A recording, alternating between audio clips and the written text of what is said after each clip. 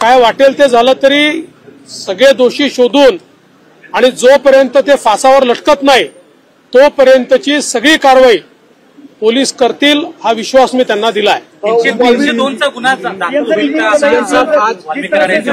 कोणचा गुन्हा दाखल होईल कसा होईल हे सगळं पोलीस सांगतील। हे पोलिसांचं काम आहे। जे पुरावे आहेत त्याच्या आधारावर कोणाला सोडणार नाही हे मी स्पष्टपणे सांगितलेलं आहे। त्यामुळे या संदर्भात वेळोवेळी पोलीस निर्णय करतील, पोलीस ब्रीफिंग करतील। जाणीवपूर्वक ही केस सीआयडीला देण्यात आलेली आहे। त्यांना पूर्ण स्वायत्तता देण्यात आलेली आहे। कोणाचाही त्यांच्यावर दबाव चालवून घेतला जाणार नाही, कुठलाही दबाव राहणार नाही।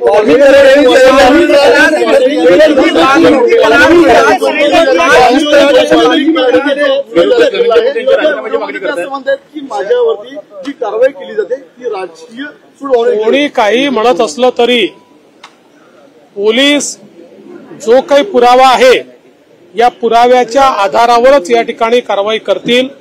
त्यामुळे कोण व्हिडिओत काय म्हणताय कोण काय म्हणत नाही हा विषयच नाही। विषय हा आहे जिथे पुरावा आहे त्याला सोडलं जाणार नाही।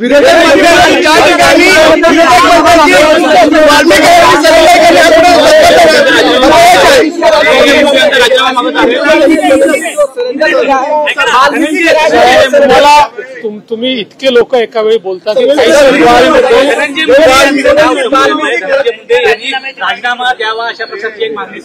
मला या प्रकरणातल्या राजकारणामध्ये जायचं नाही।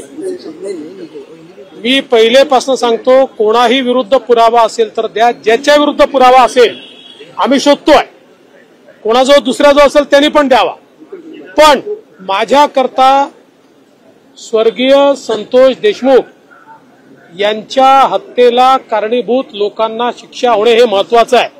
काही लोकांना केवळ राजकारण महत्वाचं आहे, त्यांचं राजकारण त्यांना लखलाभ, त्यांच्या राजकारणाने मला वाटत नाही की काही फार त्याच्यात काही फायदा होईल। त्यामुळे मला कुठल्याही राजकीय वक्तव्यामध्ये जायचं नाही, त्याचं समर्थनही करायचं नाही, त्याचा विरोधही करायचा नाही। हे राजकारण त्यांनी त्यांच्या ठिकाणी करत राहावं। मात्र आमची भूमिका स्पष्ट आहे, स्वर्गीय संतोष देशमुख यांना न्याय मिळवून द्यायचा तो आम्ही मिळवून देऊ।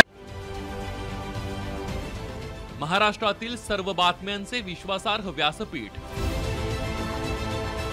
सकाळच्या सर्व सोशल मीडिया प्लॅटफॉर्मला लाईक, फॉलो आणि सबस्क्राईब करा। तसंच सर्व नोटिफिकेशनसाठी बेल आयकॉन प्रेस करायला विसरू नका।